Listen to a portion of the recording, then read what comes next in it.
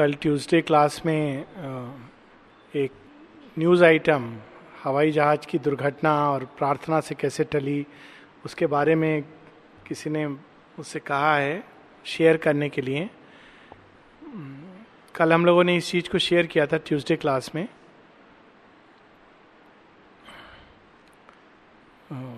एक ये परसों या तरसों की घटना है कि एक सिंगापुर एयरलाइन का जहाज़, हवाई जहाज़ टेक ऑफ करने के बाद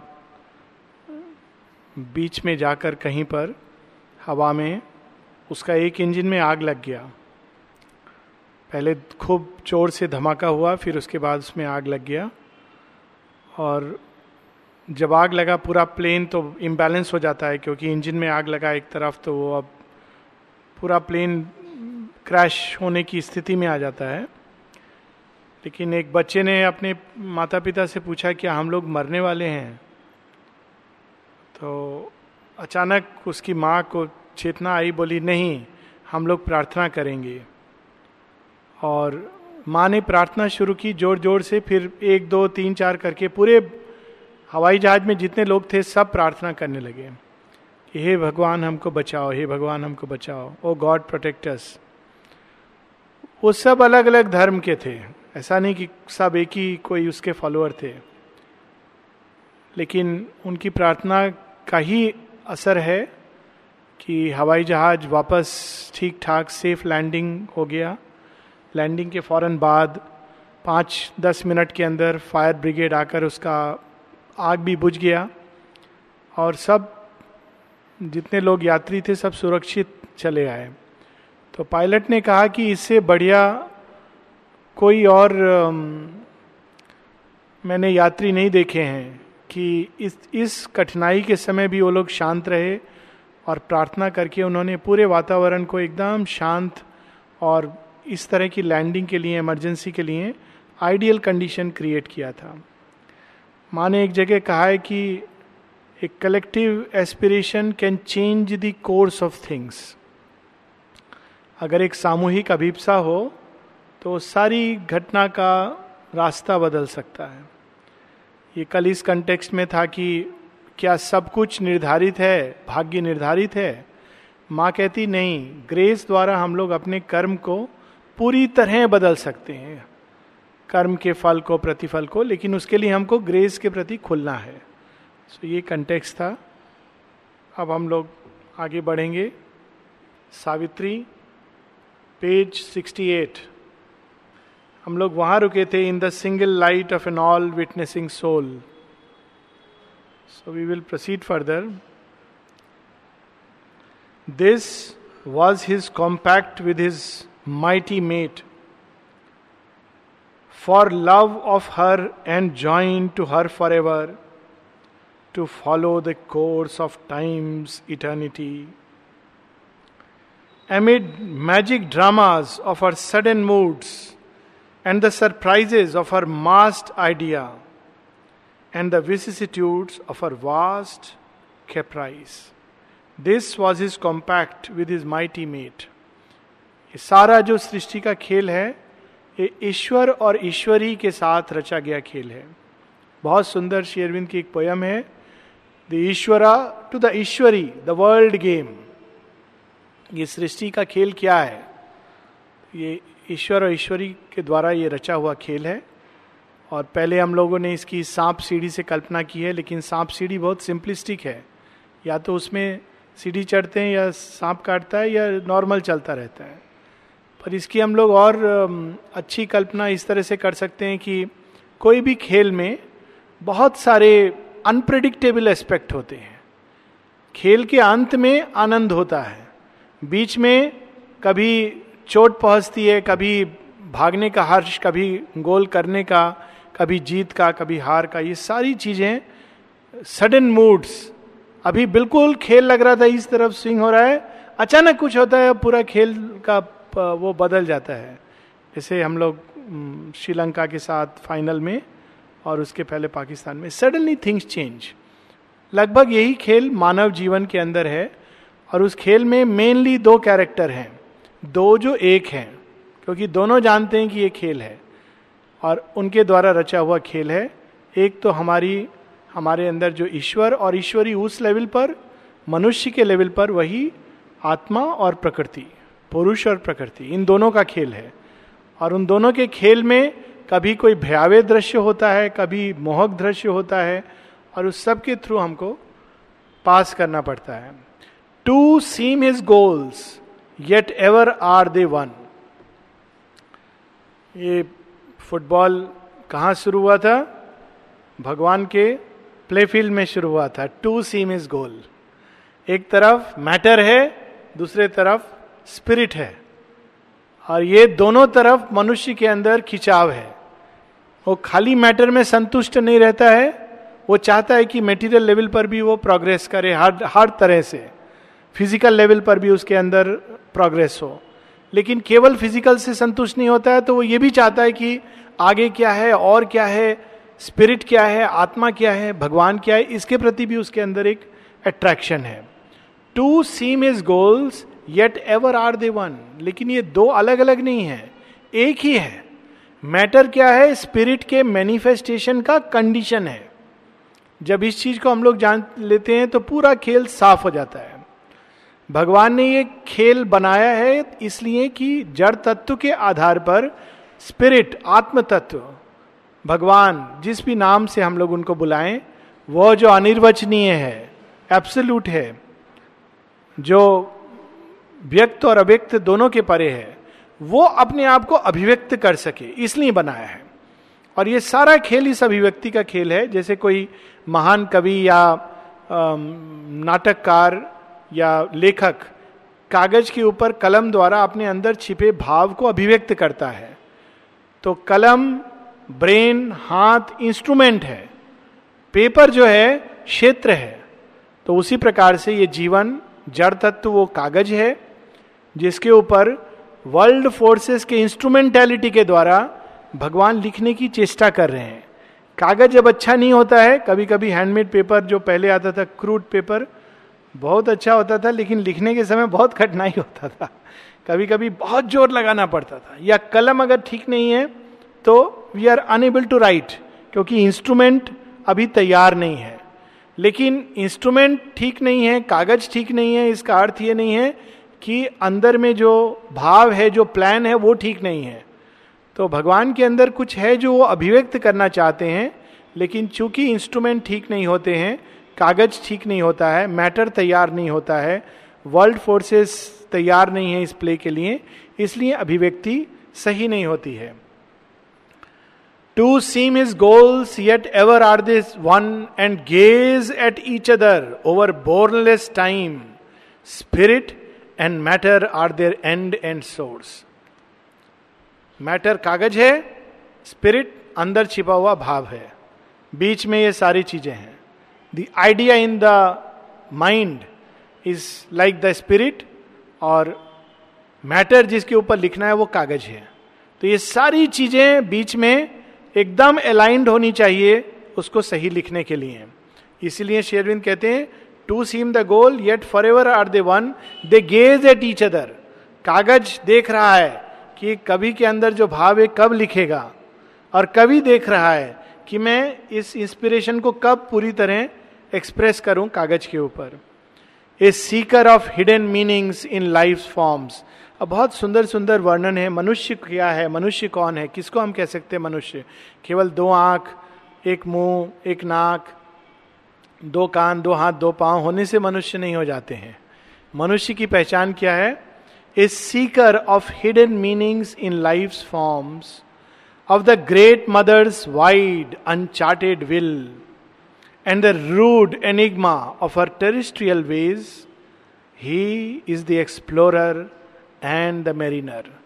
पहली चीज, ए सीकर, मनुष्य की पहचान ही सीकिंग से है, जिसके अंदर खोज नहीं है, जो केवल रोटी कपड़ा मकान में संतुष्ट है, वो मनुष्य नहीं है। वो मनुष्य के रूप में पशु है। पशु भी रोटी कपड़ा और अपना एक कपड़ा भी नहीं चाहिए उनको, तो खाली रोटी और मकान का भी एक डैन होने से चलेगा। सांप एक बिल में रह लेगा, पेड़ का कोटर में रह लेगा, या जो जानवर होते हैं वो एक बना करके कोई घोंसला, कोई डैन, उसमें रह लेता है। मनुष्य उससे संतुष्ट नहीं होगा, उसका अंदर खोज है, वो बाहर निकलेगा, बोलेगा ये पेड़ ऊपर में पेड़ क्या है, आसमान क्या है, और मेरे इस घोंसले के परे क्या चीजें हैं, वो जो अलग अलग भिन्न पक्षी हैं, जो जीव जंतु दिख रहे हैं, वो क्या है। मनुष्य के अंदर ये खोज है, इसका अर्थ क्या है। जिसके जीवन में जीवन का अर्थ खोजने के लिए अभी तक प्यास नहीं जगा, वो वास्तव में मनुष्यत्व में प्रवेश नहीं किया। ये पहला चीज, मैकेनिकल लाइफ, खाना मिल गया, हमने खा लिया, हर महीना तनख्वाह मिल गया, सब कुछ ठीक चल रहा है, that is not the sign of humanity. Seeking, so पहला चीज है सीकर। मनुष्य कौन है? A seeker of hidden meanings. बाहर से तो एक मीनिंग लगता है, सिंह देखते हैं, हाँ सिंह के अंदर ये है, सांप है, विषधर है, वो बाहरी मीनिंग है। हिडन मीनिंग, घटना होती है, उस घटना के पीछे प्रकृति हमको कुछ बताने की चेष्टा कर रही है। सुपरफिशियल तरीका है, हम बीमार पड़ गए, क्यों? कल रात हम खट्टा दही खा लिए थे इसलिए बीमार पड़ गए, सुपरफिशियल मीनिंग। हम बार बार बीमार पड़ रहे हैं, क्या कारण है? बॉडी रेजिस्टेंस कम है, बॉडी रेजिस्टेंस कम क्यों है? That is hidden meanings.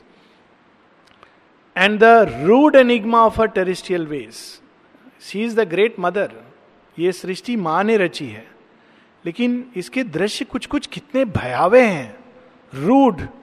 कभी कभी जैसे हम लोग देखते हैं ना, आपस में भी, एक डिपार्टमेंट दूसरा डिपार्टमेंट, एक व्यक्ति दूसरा व्यक्ति छोटा सा चीज के लिए जाता है, बड़े प्यार से अचानक, हाँ मुझे डिस्टर्ब मत करो, क्यों आ गए हो? रूड। अरे रूडनेस की क्या जरूरत है? आराम से प्यार से भी आदमी बोल सकता है। लेकिन ये वास्तव में क्रिएशन का एक पक्ष है, ये सृष्टि का एक पक्ष है, जहां जीवन में कई बार हम लोग को भयावह दृश्य देखने होते हैं। आप जाते हो कहीं भी, आप संसार में कहीं भी चले जाओ, एक ऑफिस जाते हो, डॉक्टर के पास जाते हो कि मेरा रिलीफ मिलेगा, डॉक्टर मुझे देखेगा, पल्स देखेगा, पूछेगा बच्चा कैसा हो, मैं बताऊंगा। इतना आदमी सोच रहा है दिमाग के अंदर, बुखार है, हेडेक है, सब बताऊंगा। डॉक्टर के पास जाता है, हाँ क्या है? तो डॉक्टर को बोलता है वो मेरा, हाँ ठीक है बुखार है, लो दवाई ले लो, मुझे डिस्टर्ब मत करना अभी। तो rude enigma, it is very strange. तो सारा उसका दिमाग में है कि एक जगह मुझे कंपैशन मिलेगा, लेकिन कंपैशन की जगह उसको प्रताड़ना मिल जाता है। सो संसार का ये एक पक्ष है, रूड, कठोर, हार्श, लेकिन एनिग्मा है। क्यों ये एनिग्मा है? भगवान की सृष्टि में ये क्यों है? सच्चिदानंद की सृष्टि है, इसके पीछे आनंद है, लेकिन सामने में ये कैसा दृश्य है? विषधर क्यों बनाया भगवान ने? सभी कुछ अच्छा अच्छा जीव जंतु होना चाहिए था। सिंह क्यों बनाया? टाइगर क्यों बनाया? लेपर्ड क्यों है? भालू क्यों है?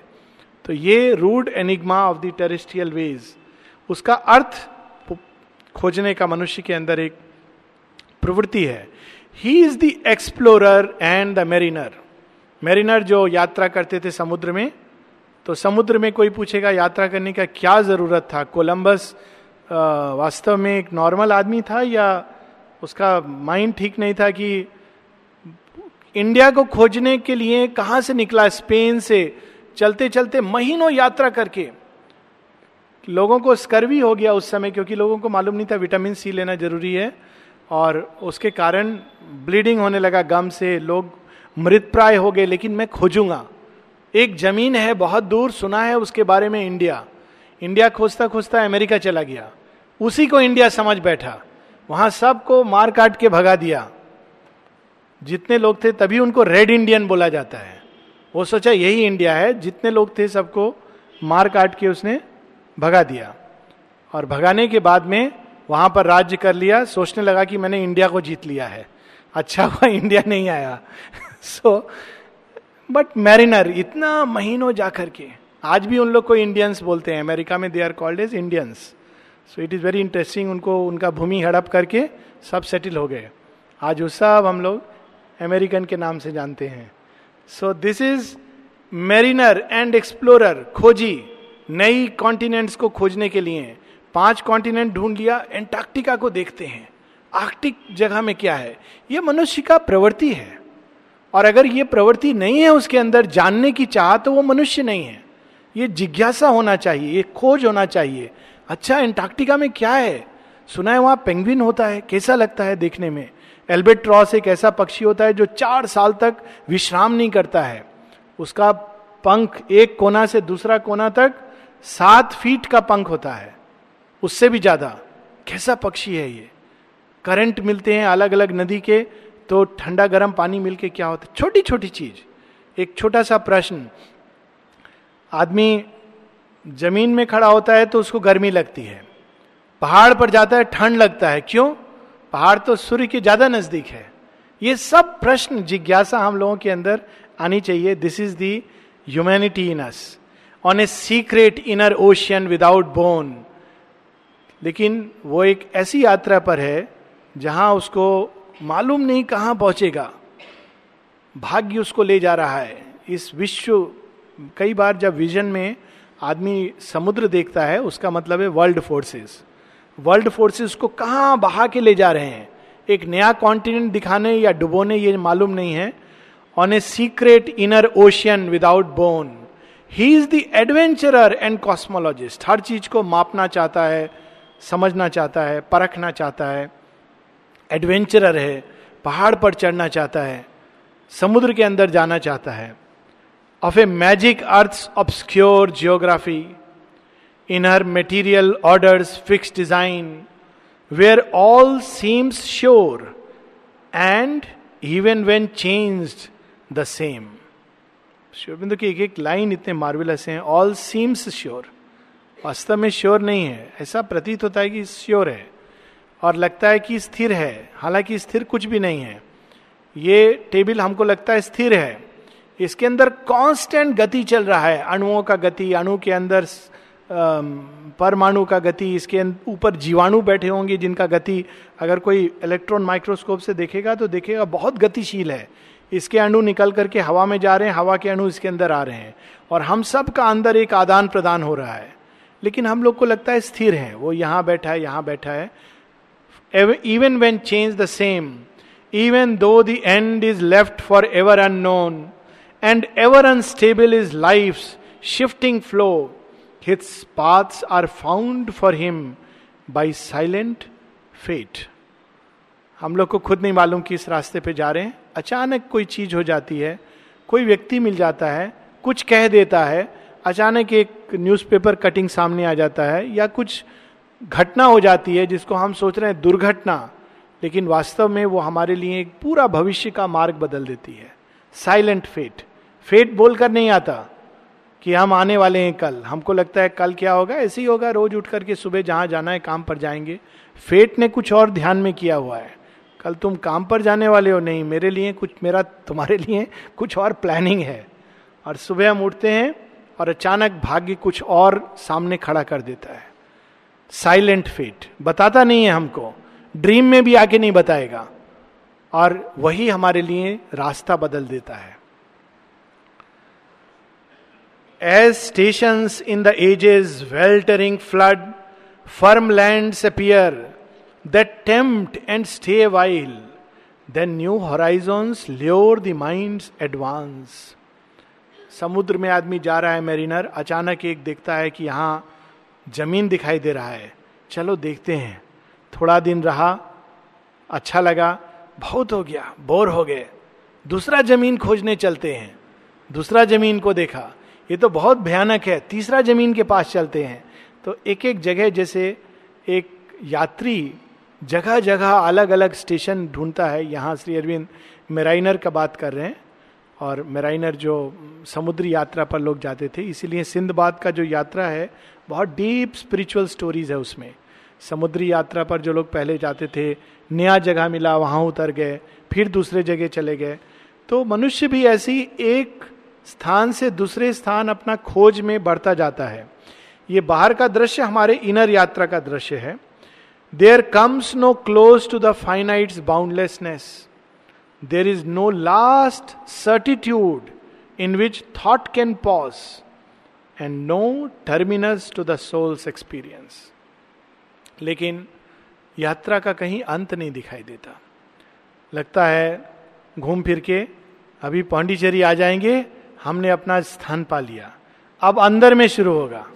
बाहर स्थान पा लिया, अंदर शुरू होगा. बहुत अच्छा एक्सपीरियंस था जब आए थे, वो कहाँ चला गया, ऐसा क्यों नहीं हो रहा दोबारा, साइकिक बीइंग बाहर क्यों नहीं आ रहा है, साइकिक बीइंग का कांटेक्ट होने के बाद डिसेंट सुना है, डिसेंट नहीं होता है, क्या है डिसेंट, यही एक्सपीरियंस डिसेंट है ना एसेंट है? It is the constant pursuit, अंत नहीं होता है उसका, a limit, A फारनेस never होल्ली reached. लगता है अब ये मेरा एकदम पास में है, मिलने वाला है, जब मिलता है तो हाथ से चला जाता है। बाहरी ऑब्जेक्ट्स के साथ तो बहुत कॉमन है, आदमी बहुत सोचता है कि ये अब बहुत करीब आ गया, ये मिल जाएगा तो मैं खुश हो जाऊंगा, मिल गया, दूसरा दिन से दुख शुरू हो जाता है, मैं ये क्यों सोचा, कुछ और क्यों नहीं चाहा, यही क्यों चाहा, इसके मिलने से तो और दुख हो गया। और इनर यात्रा में भी फारनेस, भगवान एकदम करीब है, एक दिन लगता है कि बस एक दिन और कंसंट्रेट करूंगा, साइकिक रियलाइजेशन हो जाएगा, अगला दिन कुछ बात होता है, फिर से क्रोध में, क्रोध के बाद फिर से डिप्रेशन में, कहता है अरे कितना दूर चले गए भगवान जो एकदम नजदीक थे। An unattained perfection calls to him from distant boundaries in the unseen, a long beginning only has been made. जिसको लगता है अंत है, वो यात्रा का प्रारंभ है। जब भी मनुष्य को लगता है ये अब हो गया, वो नया प्रारंभ है। तो यहां बहुत सुंदर ये वर्णन है मनुष्य का। आगे इसी डिस्क्रिप्शन को श्री अरविंद बहुत विस्तार में ले जाते हैं कि मानव यात्रा क्या है। This is the seller on the flow of time. This, मनुष्य वो यात्री है काल के प्रवाह में, on the flow of time, काल प्रवाह में यात्रा करने वाला यात्री है। This is world matters slow discoverer. उसको यात्रा में एक कुछ दिया गया है डिस्कवर करने के लिए, मैटर। एक जब मनुष्य का आंख खुला, जड़ तत्व को ढूंढता ढूंढता उसमें प्राण तत्व ढूंढता है, उसको समझता है, फिर मन तत्व ढूंढता है, उसको समझता है, अंत में कहता है अरे इस जड़ के अंदर तो भगवान भी छिपा है। तो वो अंत में उसी जड़ तत्व के अंदर स्पिरिचुअल तत्व भी ढूंढता है और उसको समझता है। Who launched into this small corporeal birth has learned his craft in tiny bays of self. ये बेज ऑफ सेल्फ, बेज वो जो जहाज के लिए जो तट है जहां पर जहाज बंदरगाह आकर के थोड़ा देर के लिए बांध सकते हैं, जैसे जेटी है अपने पास। तो शुरू में आदमी, मनुष्य की यात्रा छोटा बोट पास में जाती है, ज्यादा दूर नहीं जाती है, छोटा बोट जाती है, थोड़ा पास जाके वापस आ जाता है। At last but dares at last unplanned infinitudes. शुरू में वो छोटा बोट में जाता है, 50 मीटर जाके वापस आ जाता है कि बहुत भयंकर लहर है।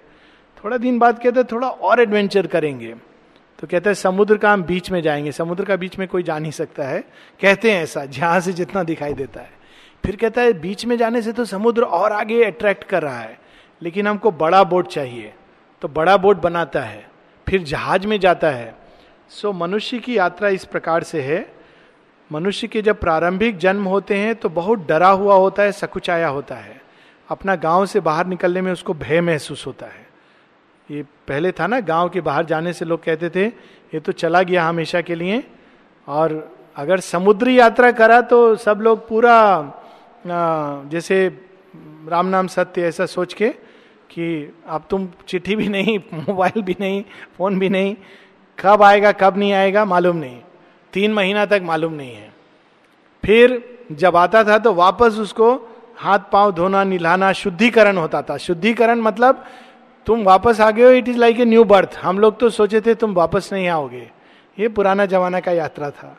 तो a voyager upon eternity seas in his world adventures crude initial start, behold him ignorant of his Godhead's force, timid, initiate of its vast design. जो मनुष्यत्व की पहचान ही है कि अतिक्रमण करना चाहता है, जो भी उसको सीमा दे दो, मनुष्य के अंदर प्रकृति है कि वो उसको अतिक्रमण करेगा। अगर आपको कोई रूल किसी से तोड़ने का तोड़वाना है रूल, तो उसको बोलो ये रूल है, पक्का मनुष्य के अंदर ये भाव आएगा कि इसको तोड़ के देखते हैं क्या होगा। इसीलिए माँ ने इतना सुंदर ढंग से कहा है, मिनिमम ऑफ रूल्स। माँ को मनुष्य का ये प्रवृत्ति पता है। आपने जहां रूल दिया, ये बाउंड्री के पास नहीं जाना। हम लोग जब मेडिकल कॉलेज ज्वाइन किए थे, मिलिट्री का था, तो मिलिट्री में तो बहुत रूल होते थे, 20 रूल लिखा हुआ था पूरा कागज में आके, इधर नहीं जाना है, उधर नहीं जाना है, इसके आगे नहीं जाना है।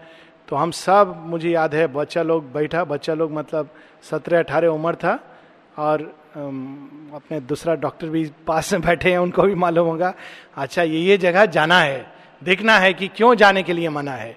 ये मनुष्य का एक प्रवृत्ति है। If you give a rule he wants to break it, this is human nature, क्योंकि उसके अंदर अतिक्रमण का स्वभाव है। अल्टीमेटली यही प्रकृति उसको अपने अहंकार को अतिक्रमण की ओर ले जाती है। लेकिन शुरू में वो डरा रहता है। ऐसा करने से माँ ने बोला था 6 बजे के बाद बाहर मत जाना। क्यों? प्रश्न मत करो, जरूर कुछ सोच के बोला होगा। फिर थोड़ा जब बच्चा होशियार होता है, बोलता है देखते हैं एक दिन 6 बजे के बाद बाहर रहने से क्या होता है। तो 6:30-7 बजे आता है, देखता है बाहर कुछ नहीं होता है, खाली माँ गुस्सा होती है। फिर वो थोड़ा और बड़ा होता है, बोलता है माँ बेकार डरते हो, कुछ नहीं होता है, मैं देख के आया हूं, कोई भूत नहीं है। आप बोलते हो भूत है, कोई भूत नहीं होता है। सो शुरू में ही इज ए टिमिड माने भयभीत, संकुचित, जो आगे बढ़ने से डरता है, शुरू का अवस्था है। An expert captain of a fragile craft, a trafficker in small impermanent wares. छोटा मोटा चीज एक बंदरगाह से लिया, दूसरा में जाके बेच दिया और चला आया। शुरू में उसका ये अवस्था है। At first he hugs the shore and shuns the breath. शुरू में जब मनुष्य इस यात्रा पर जीवन के निकलता है, ये अनेक जन्मों की यात्रा श्री अरविंद बता रहे हैं। प्रारंभिक 1, 2, 3, 4 जन्मों में वो खाली पास पास रहता है, किनारे किनारे, दूर नहीं जाता, उसको डर लगता है। उसको बोलो पौंडीचेरी पता नहीं क्या कैसा जगह है, भाषा अलग है, कस्टम अलग है, पौंडीचेरी इतना दूर है, नहीं, भगवान सब जगह यहीं पर है, हम यहीं पर प्राप्त करेंगे। तो ये एक उसका प्रारंभिक अवस्था है। Dares not to affront the far of perilous main. Himalaya सुनेंगे बहुत अच्छा है, हिमालय का चित्र बहुत अच्छा है, लेकिन हिमालय जाते हैं जो लोग, थोड़ा उनका माइंड ठीक नहीं होता है, तो हम जाएंगे नहीं उतना दूर, क्योंकि भयानक है। लेकिन बाद में मनुष्य कहता है हिमालय नहीं चढ़ा तो जीवन में कुछ नहीं किया। That is the change which comes with evolution. Dares not to affront the far of perilous main, he in a petty coastal traffic plies, his pay doled out from port to neighbour port. शुरू में अभी भी होता है, लेकिन economy improve हो गया है। दिहाड़ी का मजदूरी होता था, रोज जितना खाना मिलता था उसी का आदमी, रोज जितना पैसा मिलता था उस लगभग खाने में चला जाता था, और कुछ बचता नहीं था, और खूब मेहनत करते थे लोग। तो उनको बोलो आप यहां मेहनत कर रहे हो, अगर यही मेहनत आप इस तरह से करोगे तो बहुत अधिक इससे लाभ होगा। नहीं, ये ठीक है, अपना रोज जाता हूं, सुबह घर में निकलता हूं, 9 बजे जाके ये काम करके, ठीक है। This is the beginning of his journey. लेकिन वही आदमी के अंदर पोटेंशियल है आजिम प्रेम जी बनने का। ऐसे ही तो ये लोग स्टार्ट किया था, like with small money. Surendra Nath Johar 10 रुपया, उनका तो बहुत स्टोरी है। बोलते थे अगर भगवान मुझे आप पैसा मिल जाए तो मैं आपका सेवा में 10% दूंगा। तो उनको 100 रुपया की जरूरत था बिजनेस स्टार्ट करने के लिए। बोले अगर मिल जाएगा तो 10% में आपको दूंगा। तो ये विचार प्रार्थना करके सोए। अगला दिन सुबह सुबह पार्क में घूमने के लिए गए। वहां देखिए एक जगह गिरा हुआ एक पर्स गिरा हुआ है, देखिए आसपास कोई नहीं है दूर तक, तो उठा लिए पर्स में 90 रुपया था।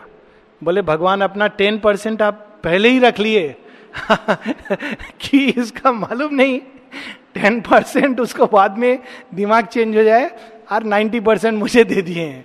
That is how he started. And देखिए कितना अच्छा अब माँ का काम, वो सब धन मल्टीप्लाई होता गया। तो this is the beginning. Content with his safe rounds unchanging course, he hazards not the new and the unseen. Safe unchanging course, बाहर जाना, झंझट झमेला, ये सब अपना रोज सुबह काम पर जाते हैं, शाम को घर आ जाते हैं, घर में बैठ करके हुक्म चलाते हैं घर का अंदर, खाना बना कि नहीं, चाय बना कि नहीं, यही मेरा जीवन है।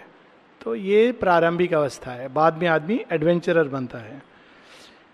But now he hears the sound of larger seas, a widening world calls him to distant shores, and journeyings in a larger vision's arc, and peoples unknown and still unvisited shores.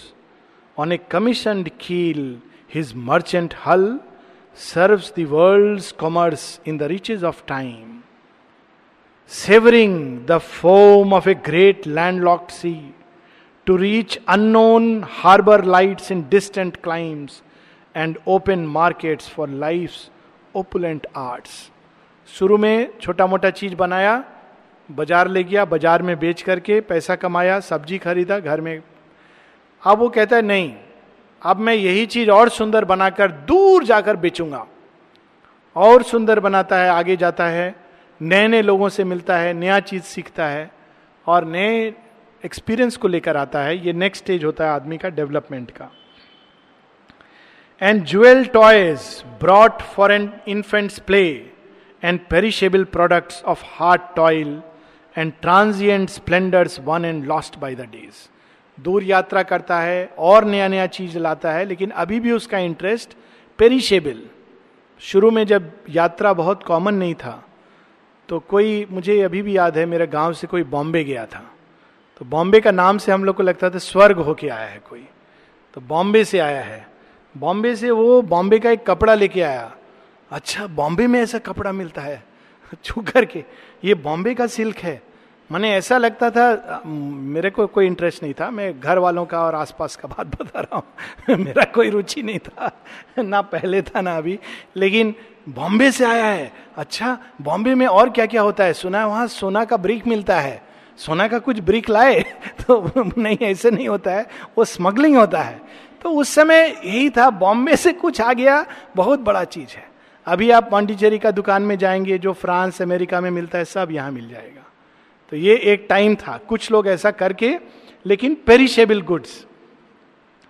और passing through a gate of pillar rocks, venturing not yet to cross oceans unnamed, and journey into a dream of distances, he travels close to unfamiliar coast and finds new haven in storm troubled isles. फिर आगे वो कहता है नहीं, इससे भी मुझे संतुष्टि नहीं है, देखते हैं कोई नया कॉन्टिनेंट है कि नहीं, जैसा कोलंबस का या वास्को डी गामा जो पोर्चुगल से चल करके गोवा में आया, कि कोई नया जमीन देखते हैं, सुना है भारतवर्ष में मसाला बहुत अच्छा मिलता है, कहाँ है, ढूंढते हैं। So that is the next stage. और guided by a sure compass in his thought, he plunges through a bright ये haze that hides the stars, steering on the trade routes of ignorance. His prow pushes towards undiscovered shores. He chances on unimagined continents. ये पूरा actually एक कहानी Greece की है, Odysseus, और शेयरविंद उस युद्ध में थे। शेयरविंद ने बताया है कि ट्रोजन वार में ही वाज देयर। ये कहानी अगर हम लोग पढ़ेंगे, ग्रीस का ये ऋषि थे होमर, जिन्होंने उसको लिखा है। इलियड जो महाभारत की तरह है, और ओडिसियस जो उसका एक हीरो है, जो भारतवर्ष में जैसे अर्जुन है वैसे ओडिसियस है। और वो जब युद्ध के बाद 10 वर्ष के बाद वापस लौटता है, तो ये अगर हम लोग पढ़ेंगे तो बिल्कुल उसका याद आएगा, क्योंकि जो शेरविंद ने डिस्क्रिप्शन दिया है आइलैंड्स ऑफ ब्लेस्ड वगैरह का, a seeker of the islands of the blessed, कि सुना है एक पैराडाइज है इस धरती के ऊपर, चलो खोजने चलते हैं। He loves the last lands, he leaves the last lands, crosses the ultimate seas, जहां कोई नहीं गया उसको डिस्कवर करते हैं। He turns to eternal things his symbol quest. अब इसको इनर यात्रा में सब कुछ तो देख लिया संसार में, लेकिन एक चीज नहीं देखा। क्या नहीं देखा? भगवान नहीं देखा, आत्मा नहीं देखा। ये भी खोजना चाहिए, इसके बिना खोज अधूरा है। तो एक टाइम आता है कई जन्मों के तैयारी के बाद, ये नहीं कि एक ही जन्म में ये सब होना है, पिछले जन्मों में हम लोग ये सब करते हैं, फिर इस जन्म में अचानक एक यंग एज से ये खोज में इंटरेस्ट नहीं है, इनर चीज डिस्कवर करना चाहिए. He turns to eternal things his symbol quest. Life changes for him its time constructed scenes. तब सारे दृश्य बदल जाते हैं क्योंकि अंदर से उसका एक नया मीनिंग आने लगता है. पांडिचेरी केवल हम लोग घूमने नहीं जाते हैं, पांडिचेरी खोज लेकर के जाते हैं. यात्रा में जब कठिनाई आती है तो हम ये नहीं बोलते ओफ ये क्या है बेकार में आए, तब कहते हैं ये हमारा परीक्षा हो रहा है सिंसेरिटी का. पूरा मीनिंग बदल जाता है. Life changes its constructed scene. कुछ अच्छा होता है तो हम ये कहते हैं कि इट इज ग्रेस. कुछ हेल्प मिलता है अंदर जाने में तो again we are happy with that. Its images veiling infinity. Earth's borders recede and the terrestrial air. 3-4 line और. Hangs round him no longer its translucent veil. हम सबके चारों तरफ ये पार्थिव प्रकृति का एक वातावरण हमारी आत्मा के चारों तरफ हमारे आभा मंडल में घूमता है, जो हम लोगों को शंका, भय, दुख इससे भर के रखता है. पर जब हम आंतरिक यात्रा अल्टीमेट के तरफ जाने लगते हैं तो वो हवा अपने आप चली जाती है और एक शुद्ध स्वच्छ हवा हमारे अंदर वातावरण प्रकट होने लगता है. जैसे एक जहाज जब ऊपर उड़ता है, एयरक्राफ्ट, तो जमीन पर तो वही हवा है, लेकिन जैसे जैसे ऊपर जाता है तो एक बिल्कुल शुद्ध विशाल क्षेत्र में प्रवेश करता है. वही चीज हमारी इनर यात्रा के साथ होता है. He has crossed the limit of मॉर्टल thought and hope. जो मर्त जीव है उसका अधिक से अधिक सोच कहाँ तक जाता है? मर्सिडीज गाड़ी, बहुत बड़ा घर, बेटा बेटी मेरा बहुत अच्छा से सेटल हो जाए, नाती पोता को देख के मैं मर जाऊं, बस इसके आगे सोच नहीं सकता है. और नाती पोता देख के भी संतुष्ट नहीं होता. अगर अगला दिन आ जाए मृत्यु नॉक करके, आप तो देख लिया अभी चलें, नहीं अभी तो मेरा पोता का थोड़ा अच्छा पढ़ ले, उसको 12वां पास हो जाएगा तब मैं चला जाऊंगा. 12वां के पास फिर नॉक करता है, अभी चलें, अब तो 17-18 का हो गया, 2-3 साल में शादी हो जाएगा, देख लेने दीजिए मृत्यु देवता. एक बचपन में कहानी था सत्यनारायण का कथा, मालूम नहीं आप लोग ने सुना है कि नहीं. एग्जैक्टली उसमें एक लीलावती कलावती का कहानी है, बाद में करके. लेकिन यहां श्री अरविंद यही बताते हैं कि he has gone beyond mortal thought. मर्त जीव इतना ही अपेक्षा करता है. जो अमृतत्व के लिए पैदा होता है वो इससे संतुष्ट नहीं हो सकता. वो कहेगा मैं भगवान को खोजना चाहता हूं, अमृतत्व को खोजना चाहता हूं, शांति को खोजना चाहता हूं, आनंद को खोजना चाहता हूं, अपने अंदर अजस्र ऊर्जा के स्रोत को, शक्ति को, साहस को, उसको खोजना चाहता हूं. That is beyond mortal thought and hope. उसको सब लोग कहते हैं ये क्या खोज रहा है, इसको साइकेट्रिस्ट का पास भेज देना चाहिए. तो फॉर्चुनेटली अभी यहाँ पर भी एक थोड़ा सा आदमी है, साइकेट्रिस्ट है, लेकिन खोज में है, तो ठीक है, कोई प्रॉब्लम नहीं है. नहीं तो लोग पहले ये सब खोज रहे हो, ये खोजने का चीज नहीं है. खोजने का चीज वो है जो आंख से दिखाई देता है. He has reached the world's end and stares beyond.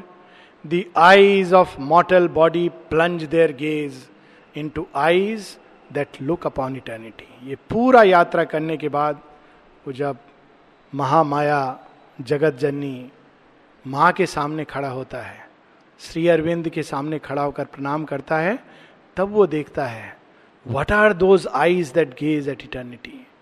तो संसार का सारा नशा उसके अंदर से उतर जाता है और फिर एक ही अपेक्षा, कामना, अभीप्सा कि इस आंख के अंदर में कैसे प्रवेश करके पूरा गहराई में जाकर सब कुछ खो दूं. We will stop here, continue next week.